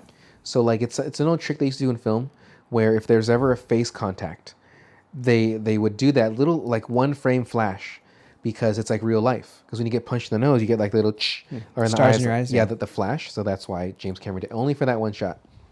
Let's see here. It's funny. Yeah, it's nice. Couldn't Arnold have told his people he's leaving the building, like he's in the building over, like when he jumps across, unrealistic, mind you, like when he jumps from the Marriott to whatever that is, he could just be like, "Hey guys, go across the street," unless they just couldn't reach it because it's like too who far are away. his guys though? It was Tom. It was the other people. So like, okay, we're gonna stand at every single corner. Or, Did he have a radio on him? yeah, he had the headset. He was talking to them. Remember? Oh, that's right. Yeah, and my host is getting tired. His horse. And okay. Yeah, it feels like that department uses a lot of local law enforcement to do the actual dirty work. Yeah. So like at the end when they're getting off the helicopter, like he's coordinating police forces and the Air Force or whatever. So I don't know how many of those agents actually are available. Yeah. You know what I'm saying? Sure. I get that. And it's just whoever's there. If I can explain that issue in that. Plus they're trying to keep it on the down low too, so they want to involve a lot of On the DL? Yeah. Fuck. If you got to keep that shit on the DL, you just don't do it. You got to fucking fuck shit up. You don't jump a motorcycle from building to building? I guess so. Also, he would have made that. That's fucking absolutely ridiculous. not. That was at least, so let's just say, respectfully, to make that kind of jump, you probably have to be going like over 100 miles an hour and be at least 15 to 20 stories higher to make that jump. Because with a fucking bat wing like fucking Batman does in The Dark Knight. No, what he does is he opened up his jacket and so he's like, whoo, he's able to float across. But like, that was at least 200 yards and he made that jump. No way. They call him the sand spider. Why do they call him that? Probably because it's scary. Yeah, that's funny. I never heard that line. Really? Yeah. Yeah, And I was chuckling at that. Let's see. And then I wrote Tom Arnold's height because he's like almost eye level with Arnold. And we already talked about that. So Tom Arnold is 6'1", Arnold is 6'2". Mm-hmm. But I always envision Arnold being like 6'5", Pudgy 6'6". and yeah. I wouldn't say pudgy, but just like taller. But he just is. I mean, not to say 6'2" is not tall. Oh, wait, Arnold. Yeah, was Tom, thinking Tom. yes. Yeah, Tom, yes. Not Arnold. But even, because he's a little pudgy that he wouldn't be so tall. Right. But like a lot of the stuff I see of him, I realize in movies, I've never really seen him like standing. And even in this movie, you don't see like really head to toe, and except for those wide shots when they're after they get off the helicopter. But like he's just never seemed that tall. Let me see. What other notes do you have? You have anything? That's pretty. I mean, I want to talk about I never realized the amount of just like a domestic strife that I guess they're feeling together. You know what I'm saying? Which makes me think like how much Wood? How much wood a woodchuck? If a woodchuck. But like FBI agents or actual CIA agents, or even cops, detectives, like what's like the divorce rate in those kind of jobs? Military guys, like how many times have you heard of like some guy being overseas on deployment and his wife's just banging like the neighbor, like No, it's just the wife. Sometimes the wife's the one in serving, and the dude's just plowing women. Yeah, exact same way. So it even, makes sense. And not even that, like the person's serving and they're just plowing people and like overseas and whatever. I mean, look at how like during the wars how there would be half white, half Filipino because like the people serving over there were just That's smashed. interesting. I know. Interesting combination. It's very. How did that happen? It's very intriguing. Tell me about that. British being a half breed. Yeah, I don't know. It's very bizarre. My dad didn't serve, but like, Okay. yeah. And I wasn't born in like the 40s or anything like that. But In his village, he did not sign up. Even in the 60s, like I wouldn't think like it's the nom. But did he call him Filipino Arnold when he walked around? Yeah, when he'd walk in because he was tall for the Filipinos because the average Filipino height's probably like 5'4". So you see a dude that's like 6 foot walking in. He is big. Yeah, How did that happen? I don't know, my dad. Well, What does your grandparents look like? I believe my grandpa was short. He was like 5'4". My grandma, I think, was taller than him. But so like my uncle, he's about like 5'9", 5'10". My dad's 6 foot. My aunt is like 5'2", 5'3", maybe. I guess your sister isn't short. No, she's an inch taller than me. Oh, okay. Yeah. And then my brother's like 6'2". What the fuck happened to Then you, I'm a bro? stunted. My mom smoked when she was pregnant with me. Oh, God. And I'm a stunted like 5'8.5", give or take, with shoes on. Terrible. Yeah. Well, what do you want me to do? I can get that shin surgery. It's only $10,000. Yeah. Bring me up about like 4 more inches. I don't think it works that much. 2 more inches? You'd be No, I think it's flopping around. There's no bone What there. am I, a newborn giraffe? Like, no, I think they get you 4 inches. I don't know, man. We'll look it up. I look at it because imagine me balling. If they had that when I was super young, did you see that South Park episode when Stan did that? He ended up getting like new knees or something like that. So he was like tall and he was trying to play basketball and he just blew him out. Anyway, if you give me 4 inches, so it's gonna make me about 6 foot, and me 6 foot, I could be dunking. Like I can windmill dunk, reverse dunk, between the legs, alley oop, whoop de whoop dunk, and you're not even paying attention. That's all just saying words. Did you? It would make my life a lot. I could be towering over some people, and be even sexier. Because obviously, with being taller, it's more appealing to people, right? Up to 6 inches. See? Whoa. Imagine me over 6 foot. I would be unstoppable. Yeah, but you just look like the fucking... I guy, you look like the guy in the car in The Simpsons. Yeah, He's like, this is the largest automobile I I could afford. my arms wouldn't match my legs. Yeah, is you what it look would. like fucking my, Gumby. My arms would go to my waist, but then I have an extra fucking 5 feet of legs or something like that. I feel like my body's proportioned. Your pants would be fucking 28 fucking 43s. No. I'd be a 32 by like 38 or a 32 by like 42. Like it's just too much, and I would still cuff them. Yeah. Fuck. But I mean, that's the thing, and I don't think they offer that here. I got to go overseas to do that. But imagine getting 6 inches of height. That would be very weird. Because not It's only too tall. That's way too fucking tall. not even that, but like thinking of the science behind that. How are you filling in that gap? Like, you know what I'm saying? Like, how are you gonna give me extra calf? I believe, and don't quote me on this. I won't, because you're a dumbass too. I believe they cut. Okay, paste. They control. Cut. They got to control A to copy it. Yeah. To copy all. And then cut Control. Yeah. Control X. Yeah. They make a mistake. They control Z. Mm-hmm.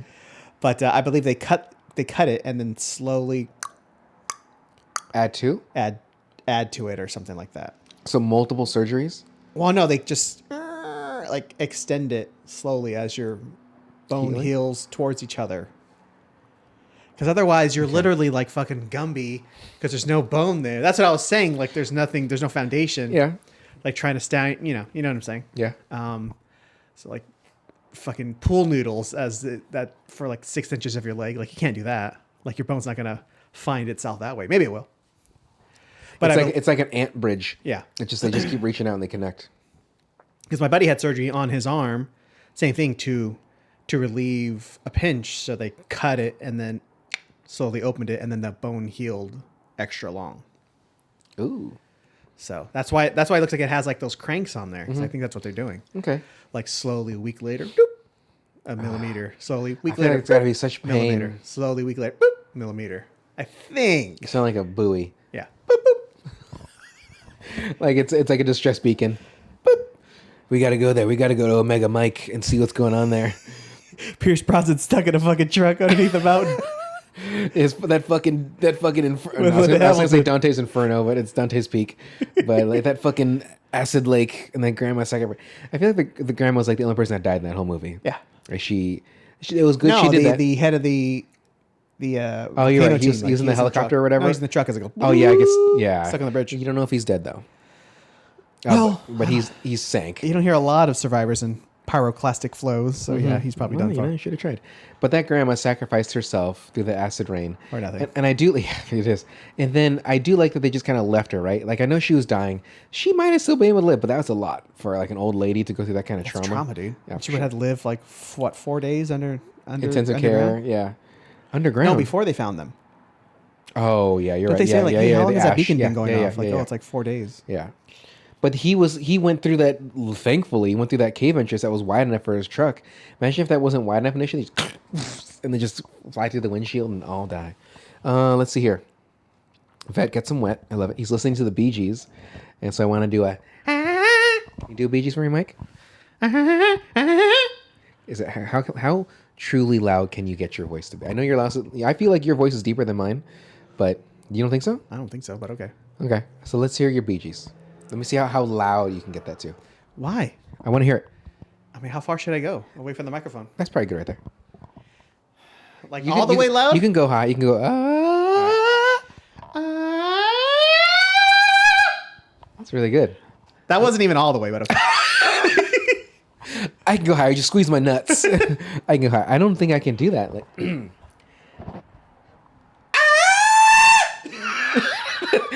Mine definitely sounded nicer on the way up. I sound like Steven Tyler. Just a shoe like, I sound like Steven Tyler just got his foot ran over and he just screamed. And I fucking can't say Aerosmith. Oh my god. Let's see. I was definitely going more fucking Deep Purple, like Yeah, I get it. At the beginning of the song, yeah. I did a different song. What's your problem? What song was it? Look at me. That's the song I did.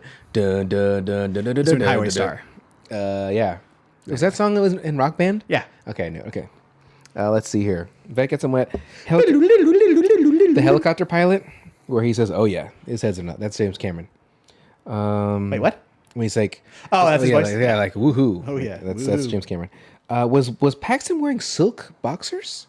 Hell yeah, Those look shiny. Shiny as fuck. Yeah, unless he just Which shit is good himself. because if you pee in them, you can't really tell. I guess. When he fires uncomfortable. when he fires those bullets at him, those bullets could have easily ricocheted and fucking killed him. But I think they wouldn't have cared too much. Everyone remembers the dance. The tango. Maybe. Why did I write that? Everyone remembers the dance. No. Why did I write that? Everyone remembers the dance. The safety dance? No, because you could dance if you want to, though. Yeah. Let's see. You can tell speaker for. Okay. So. Oh, Jamie Lee Curtis when she's dancing. Everybody remembers that scene. Oh, yeah. Where she's like, when she strips down. Which. How much of that think is body double? How much think of that is her? I've been told that that's all her. And so that scene where the part of the scene where she's bent over at her waist looking back at him, like there's no way that he doesn't see like a little bit of butthole. Oh, a little 100%. bit if she's wearing a thong like that. Oh yeah. Like he's seen a little bit of hole. If that's Arnold back there too. Let's see. Definitely some shading coming out from around that little strang. Yeah. So let's see. So that's what I was talking about though. Everybody remembers that scene. So you can Which tell. is good because she was like what 40 something. Yeah, she looks phenomenal. Yeah, she looks phenomenal. Super good. You can tell a speaker from a real voice. So when he's like playing the do some more, like you can tell a speaker from me talking compared to someone's recording, like because it's just the way the little speaker comes from too. It's not like he had it set up on speakers like big ones, like nice ones. So like that might sound okay. It's just a tiny little like Walkman. Let's see here. That's when he messes up like. Yeah. Do it. Do it dosamo. Do it. We should make a song. Remember dance. That pull in after she does the dance. You got to start. I know. I got to Making put a little more better notes, context. dude. Yeah. At least I take notes. It's all right here. Okay, what else have I you not? got? What else have I you not got? held up What this else you got? fucking? The quality of the special effects from the only thing I really see an issue like 90s other than In the like, shoe issue. I don't even try. Yeah. Is That's the a good question. Obviously the faces, like you said, of the stuntman. Yeah. When he's shooting with the Harrier jet, trying to shoot the helicopter In the water? in the water, And the little piece of building? catches that little piece of building with glass. Like that's the only thing that looks kind of janky. But like the airplane stuff looks pretty freaking good When he's in the jet? when he's in the jet. Yeah. Yeah. Because, I mean, they were just on a crane holding him. And I had a stupid thought because this is stupid. That's super, one of super many? stupid. Yeah. Let me see if you remember this. Maybe it's just a figment of my imagination or a fantasy that I have. Sure. But the plane like backing into the office building and the guy not realizing it, or at least doesn't see it outside at first. I always like the idea of like just big weird things like coming into like normal spaces. It's always silly. Because when I was in, did I ever tell you I went to New York not too long ago? No. How was that? How was that trip? But they have a little display where it's like King Kong outside in the hands, like in the buildings. You can take pictures with their family, like in the hand of King Kong. So I remembered there was an SNL skit. Do you remember this at all? And it was like from like 1932 or whatever, the original King Kong. And it's King Kong climbing the building from the outside. And I guess he sees Faye from like inside the window, right? So like he gets like a boner that like smashes through the window. But like everyone in that room is just like, what the hell is this thing? Just like a hairy bar ready to cross. Like, let's get it out of here. So they're like running their hands up and down the shaft, trying to push it out the window. That's gross. So I'm like, man, was that SNL? Because that seems pretty out there. So they blurred it out. They put a black bar. No, you see just like a hairy, so it looks like an arm, but it's his dick. But they're like trying to grab it, like, it's not moving. And you just hear brrr from the outside. It's just the jet like going through the window just reminded me of that. I think It's so rigid. Yeah. It's like there's like pulsing. So I couldn't remember if it was Mad TV. It seems like a Mad TV thing more. Oh, for sure. Maybe it was, but they definitely push the boundaries on Mad TV. Yeah. So I don't know. I just thought that was funny. I'm sure you can find it. Let's see. I don't think I will ever fly in a helicopter. It's pretty out there. Mostly just because I know they go down all the time. Because it's expensive. Well, that and Kobe Bryant. That's traumatized me for that completely. I know the chances of it still going down is very slim to nil, but like if that propeller goes, you're done.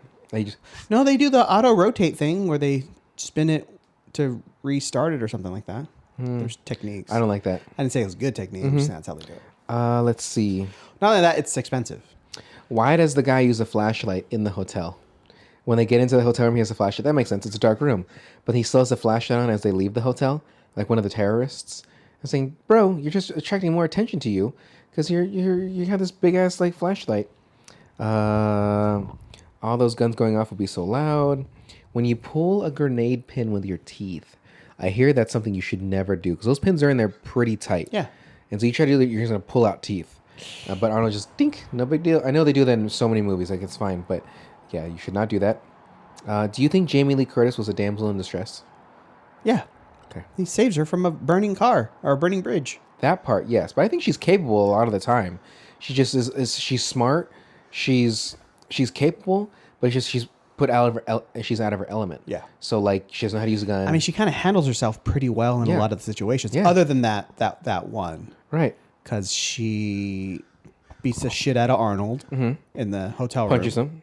Oh yeah. With the phone. Yeah. Slaps the shit out of T. Carrera. Beats T. Carrera in the car. Want one? Maybe two. She does something else too. She puts up a fight in the interrogation room. Yeah. It like almost breaks that glass. And she breaks that, jigs up like, oh shit, hey. She's fucking Sean Connery in The Rock. I knew it was you, Womack. I knew it was you the whole time. Yeah. Oh yeah, fucking Womack. Yeah. That's a good movie too. That's a good movie. Oh, we passed ours already. You had to do fucking Raging Bull, didn't you? You chose Raging Bull. Okay, well let's not point fingers, but I'm right. Let's see. What if Guy was one of us? What if Guy wasn't uncover? What the fuck is your problem? Let me think. What if Guy wasn't uncover? What if Guy wasn't undercover? That's probably what I meant. But who's the guy? Undercover. Arnold? Oh, okay. I remembered. The camera guy. So he has the gun hidden in the camera, right? Yes. And then Arnold, thankfully, the guy already killed a few people that were there. But what if Arnold's like, hey, yeah, you're there? And then he's like, ooh, and he's still in the act of being undercover. But again, thankfully, he killed. And he didn't know the jet was coming? Exactly. To fucking mow down the whole floor? I get that. But like, so Tom Arnold's like, hey, we got a guy on the inside. Don't worry about it. And so obviously that shit's going on. They go and chase Dana. He kills those few people right there. Sweet. So he's got that floor. And there's another floor full of people too. But he didn't grab that remote and go like, or that radio and go like, hey guys, I got this floor. It was still in the camera. So Arnold's like, hey, fucking meet an inside man. And he's like, yeah, what's up? Like, there's no way that Arnold could have known that he already took out the people. So if he didn't do that yet, and those guys randomly hear like, hey, this to this, like, you know what I'm saying? He's dead. He's a goner. You got that wrong, but all right. Okay. Take your word for it. And then there's so many binocular shots in this movie. Like people looking at binoculars. Like Arnold breaks the ones. There's other ones. Super silly. Oh, you can tell those hands are fake. Like the way he moves and the arms don't move. Like he's like this. He turns his back and he turns back around. There's no movement in the hands at all. I was like, okay. And then he just, cracks the one screen or one lens. Yep. So what other notes do you have? That's pretty much all Liza Dushku, kind of a douche. Very much. Youths. Huge shithead. Fucking youths. Stealing from Tom Arnold. Oh, my God. And he's known for a while, apparently, that she's the one stealing. Now he's caught her in the act. Like, he brings her home he didn't do it, but a snow globe. She throws it away. She's just like told you like that he wouldn't show up. Bratty to her mom. Yeah, like huge asshole for what reason? Because she's just a teenager going through teenage angst. Like, get the Also, her fuck- dad's not there a lot too. He's not, but like he's supplying for them. He's the main Provide. I'm sorry. Like, yes, Jamie Lee Curtis is a job, but he's the one that's assumingly he's the main breadwinner, right? I don't know. Like they're both working, No, I understand. but she's expected to work and handle all the house stuff too. Yeah, That's yeah. a little rough. And that sweet Honda Civic though. Yeah, I do like those old Honda Civics. Little four banger in that bitch. Oh, yeah. I think those were carbureted. Did Harry have a car? I never He saw just him got in one. picked up from yeah, fucking what's Gib his always face? picked him up. Yeah, he's never going to be in the van anymore though. He's going to be doing the jobs. Yeah, I could not imagine Tom Arnold in that situation. Oh no. Hey, well, because he always says it with his mouth. He's like he has his Constantly mouth open. moving. Yeah, his mouth is always open. He's always just going. What's up? You like to party? Let's do this, fucking. And then he talks to chefs like a da da da dunk, and there's not enough garlic in this. Yeah. Which that scene too, super good. Like, hey, can you come with me for a second? What is all this? You know, there's not enough garlic. Get this shit out of here. When she's talking, is he talking to the chef in French? Like, aren't they in Germany? Why does he just speak German? Oh, because I think the guy says Monsieur. That's what I'm saying. Yeah, so maybe he just knows all those languages. Remember, he speaks. No, I'm just saying, Okay. like, they're supposed to be kind of in Germany, right? Because aren't all the... Switzerland. Oh, okay. They're in They're Switzerland. speaking kind of Yeah, they're in German. Switzerland. Yeah.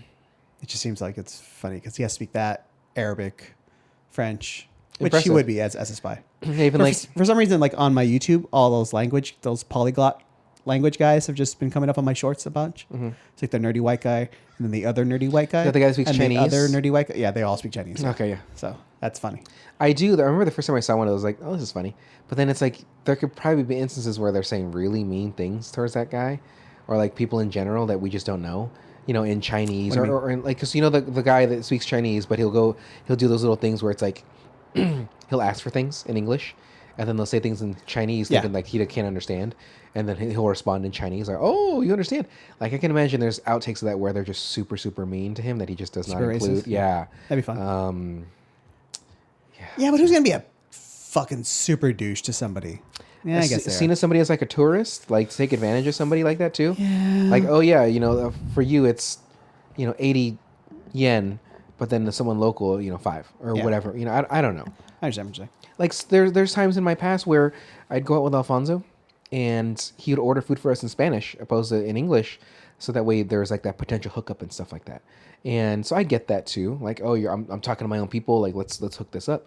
But which I'm fine. I'll reap those benefits. Like, yeah, if Alfonso you want to do it, but it's just how shit is, bruh. It's the world we live in. It's unfair. It's unjust. You know. Anyhow, but yes, Dushku. A lot of her roles, bitch. Bring it on. Yeah. Bitch. She's cool though. Buffy, bitch. Bull, bitch. No, actually, Bull that's unfortunate. Thinking about that show, Bull, because I don't even know what you're talking about. so she was in. I think it was called Bull, and it was her and I don't remember the guy, but she got kicked off the show because she voiced her concerns about the other guy. Like he was Oh, okay. That makes a little sense. toxic. Yeah, I kinda remember that. He was sexist, all this shit. So she got kicked off. So she sued. She won. She got paid Hell yeah. millions and stuff like that. Hell yeah. And the show got canceled. Hell But yeah. like it's because NBC wouldn't take her side. They're like, no. Like this guy, he's been successful. And then they do their investigation. They find out that NBC was at fault, and so she got paid out. But now she's sort of like blacklisted a little bit. But like the thing is, Yeah, but you got paid millions, though. oh, she's probably. I would hope she's already a millionaire from the stuff that she's done, like for Buffy, reruns and stuff like that. Really quick, I want to talk about this because the WGA. We probably should talk about it on Weekly BM, but I was watching a video about the WGA strike and like the context of all that for the money, right? So network shows are what 22 episodes roughly. Used Network to be. shows, yes. Yeah. Well, you They get shows yeah, like they still Netflix are. and stuff that are 8 to 10, maybe 12. Maybe 13 sometimes, yeah. So for those shows that were network, you can get residuals. For streaming, you don't get it like that. Really? Yeah, you don't, because like, okay, let's just say we're talking about Wednesday, 10 episode show. So if I was a writer for every single one of those episodes, I was part of the team, the writer room or whatever, I only get paid for that one gig because it's a streaming platform. It's not. How do you re-air that if it's on streaming? How do you? So like when it's a television show on network TV, like other channels will pay for the rights or whatever to get Syndication. That's what you're getting paid out. So like Office, Friends and stuff like that. So other channels, like if that aired on NBC, right, and you have other subsidiaries that are part of NBC, whatever, they still got to get the rights to it. So WGN, Comedy Central, all that stuff. They TBS. gotta pay, they got to pay for that. So for the episodes you worked on to do whatever, you're getting those residuals for it. But as a streaming service, because that's their main thing, the streaming and AI, is that they're not getting that money. And then now with network, you get the 22 episode show, so you have a lot more time of work.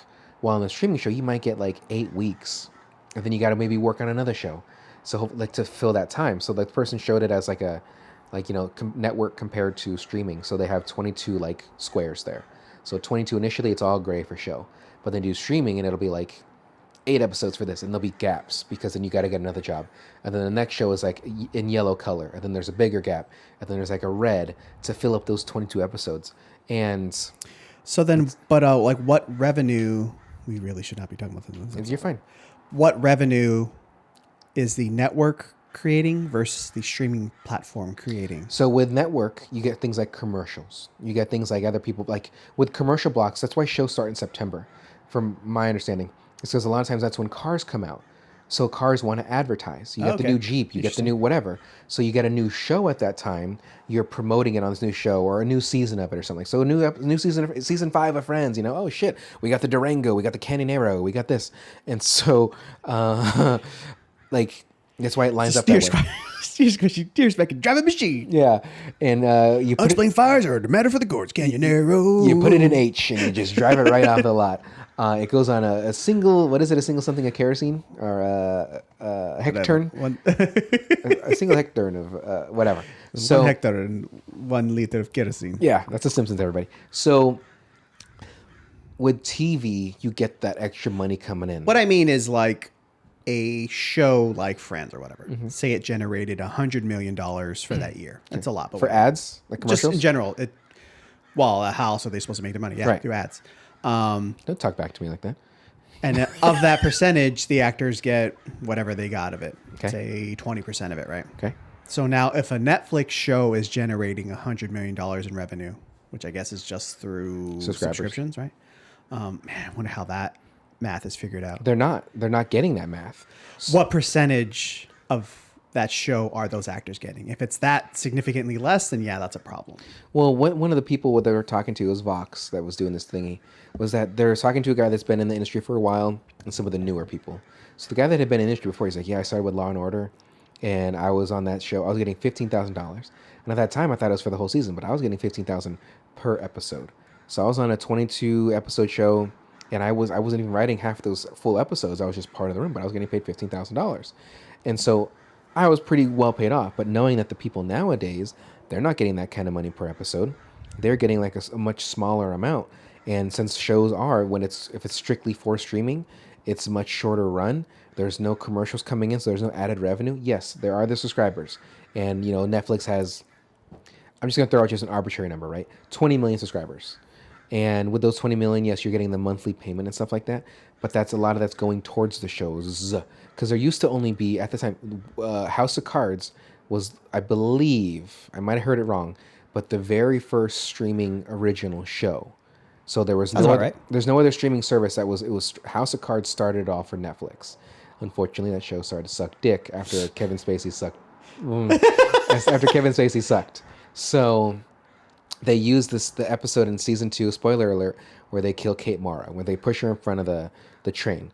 The example was that's like the executives pushing the writer in front because they're not getting that same treatment. As of that point, from that first streaming show, they started giving the writers less, not creative, but like less money because there wasn't as much in it since you're not showing those commercials and other things.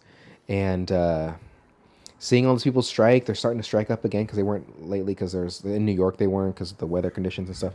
But like, again, it's something that I'm trying to get into. But thankfully what these people are doing can hopefully benefit me if I do get something like this, like some kind of position. But like, I can see that big wage gap because if production companies are losing $30 million a day roughly, which fuck you as you should, then like, what is so hard about making a fair, like, why can't it be something similar to what it was for syndicate or for network TV? Like you said, for the subscribers. Okay, if we have 20 million of them, and let's just say this many people are watching this, I know it's not going to be fair for everybody because some shows are more breakouts than others. But if you gauge it like that with the popularity of the show, Wednesday got this many views, it was number one for this long. Like, you can set up certain degrees for those things. I know it's not going to be fair for everybody. Yeah, but you're just asking them to give away money just in bonuses at that point, right? That, to be fair, yes, because it's not just it's not the writer's fault that a show would be successful, because there's many shows out there that are. Look at Angie Tribeca. So good. It's on HBO, I believe. Have you heard of it? I heard the name, but I didn't watch it. Super fucking silly. 3 seasons, 8 episodes each, and it was on TBS, or maybe it was 10 episodes, but half an hour show, whatever, 25 minutes, whatever it is. I don't know anything about the writers on that, but yet you would think that it was on a channel. Now it's on streaming. Like, they should get a little bit of that. Like, okay, it was here, and then it was here, but they're not. They're not getting that money. I'm just saying, like, you're asking these companies to willingly, like, just part with money, and they're not going to do it.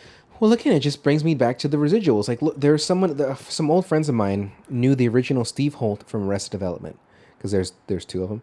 So for that one kid, he's only in a handful of episodes, he's still getting money, like, monthly for that show, and it's like a couple $1,000 a month. That's like his rent or whatever. Like, he doesn't have to worry about that shit, and then he has a regular job, but like, because it's repeating on other things. It was picked up here, picked up there, and that's just in his contract. But the writers have that too, but streaming writers don't. So again, there should just be some way to make a fairness of it. So you're right. Yes, maybe that way that I just described it, like it's like a bonus, isn't exactly fair. No, I'm not saying it's not fair. I'm just saying you're trying to get a company, $1 billion company, to willfully just part with money willy-nilly, and they're not going to do it. They're not until they get forced. Yeah, and they're getting all for. Yeah, they're getting to that point where it's like, hey, all of our shows aren't being recorded right now. All of our shows aren't being this. Some of them are already pretty much finished and stuff like that. But like, how can the Actors Guild get to a agreement, or a partial agreement as of right now, but the writers still can't? You know what I mean? Like, without a writer, you don't have late night. You don't have regular shows. So what are you trying to do? You want to you just want to hemorrhage money for fucking months at a time? Work with these people. Like, fuck. Anyway, Mike. So we talked about cut that out of the episode. Nah. We talked about. How long is this shit? 2 hours long? It's an hour 30. Jesus Christ. We talked about The Shining. I had other shit to say, by the way. So what was that? You went on your tangent, but it's fine. No big deal. What did you say? Now I fucking forgot. Of course you did, you idiot. Okay, so we just recently cut because we realized we didn't decide on what movies we're doing for our next letters. So we appreciate everybody listening to this episode of Spectacular. And for you, Did we even finish on True Lies? True Lies, great. Watch it. Yeah, we finished it. So for the ABCs of Spectacular, it's U and V, and the U movie we're doing is Unforgiven, which stars Clint Eastwood and I think Morgan Freeman and Gene Hackman. If I remember, it's the Gene Hackman movie. Look at that, and that is available on Max, which is formerly known as HBO Max. And for the V, Mike's shaking his head. Look, buddy, there's only so many movies that we could choose from. Okay, so don't be mad at me. There's many V movies that we wanted to do. They're just not available on streaming. So even then, there's not even that many V movies. There's not. So even V for Vendetta is not available. But I had one, A Voyage of Italy, but it's called like Trip to Italy or something like that. Okay, so yeah, it's not technically a V movie. I get you. And the Vacation, Mike did not want to do, and I don't blame him in the slightest. Whether it's Chevy versions or the At Homes, but Vegas Vacation. No, that's like one of the newer ones from Chevy. I just can't do Chevy. I just can't. He's a fucking dickhead. It's not newer. I mean, it's the third, right? I thought that was the fourth. It was Vacation first, then Christmas, then Vegas? No, I thought there was one more. It was European, and then Vegas. Oh, yeah, right. Yeah, because then they're all old now by the Vegas one. So anyway, so the V movie we're going to do is, Mike, why don't you go ahead and tell us? Vertical Limit. It is... It is Vertical Limit, which I don't even barely remember. It's probably not great. The beginning, I remember the beginning opening scene and being traumatized. So where they're swinging on the... And it has to I'm not going to say anything. So anyway. That's that one, right? Yeah. Where I'm gonna hold the mic away for a second. He has to decide. Yeah, I got you. Yeah. Okay, here we go. So Vertical Limit, which is available on Netflix, which stars Chris O'Donnell. Mm-hmm. Yeah, Chris O'Donnell, Bill Paxton, and I forgot the female lead. Yeah, the sister's name. But if you want to make any recommendations for the final letters, which are, W, X, Y, and Z. W, X, Y, or Z. Mike already decided what Y was going to be, though, right? You said there's a Japanese movie? Well, it's funny. I saw it first. I mean, we just have to decide between Yojimbo and Young Frankenstein. Oh, fuck you. You know what I'm going to choose. Yeah. So, okay. Anyway, so I hope you enjoyed it. You can make those recommendations at spectacular@gmail.com, or you can submit it on our social Please, media. if you have a V recommendation that we're not thinking of, make it. Hurry up, then. Well, you stay up ample time, because this episode's not coming out until the following. Well, I don't know. Did you want to add Apple? We can go that route for the next. Because if that's the case, we could do The Vanishing from 1988. That movie's maybe we'll up. finish. We'll see. Okay. So everybody, thank you for listening. You could watch halfway through Vertical Limit and be like, this movie is not good. No, I remember enjoying the movie, I think. Okay. Because they have like the nitro and it blows up. Okay. Mike, so why don't you go ahead and take us away? Oh, God. V.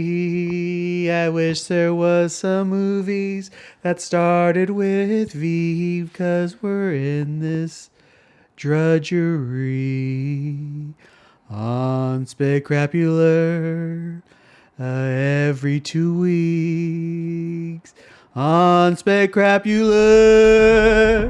That's where we'll be with V. All right.